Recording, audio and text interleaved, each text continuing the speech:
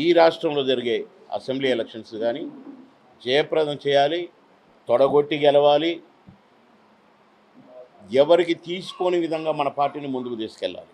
ఎందుకంటే మనం ఎవ్వరికీ అన్యాయం చేయలేదు, ఏ లాలూచీలకి మనకు సంబంధం లేదు, ఏ ఫ్రాడులకు మనకు సంబంధం లేదు.